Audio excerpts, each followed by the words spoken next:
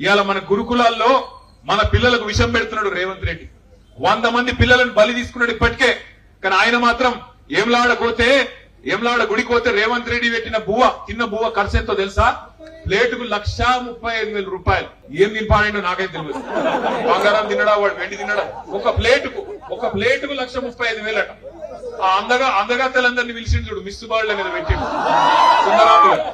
సుందరాంగులను పిలిచి పెట్టిన భోజనానికి ఆయన ఖర్చు ఎంత ఎరికైనా ప్లేటుకు ఒక్కొక్కల బువ్వకు 1,00,000. మరి 1,00,000 సుందరాంగులకు పెడతావు, నువ్వు ఎమ్లవాడకు వచ్చి తింటే 1,35,000 అవుతుంది. మా పొరగంల కనీసం 100 రూపాయలు మంచి భోజనం పెట్టేస్తలేదా నీకు? లేవా పైసలు? బయట వాళ్ళకు పెడుతుంది మస్తుగుంటాయి.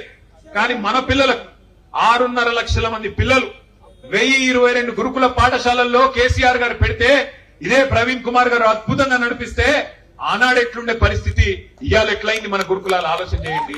మన దళిత బిడ్డలు, మన గిరిజన బిడ్డలు, మన బలహీన వర్గాల బిడ్డలు ఇవాళ వాళ్ళు చచ్చిపోతుంటే, ఫుడ్ పాయిజనింగ్ అని రోజు ఒక్కసారి వస్తుంటే వార్తలు, గుండె అవిసిపోతుంటే చూసుకుంటా ఊకుందామా లేకపోతే కొట్లాడదామా ఆలోచించుంది. తెరలైన తెలంగాణను మళ్ళా మంచిగా చేయాలంటే ఒకే ఒక్క నాయకుడు. ఆ నాయకుడు ఎవరు?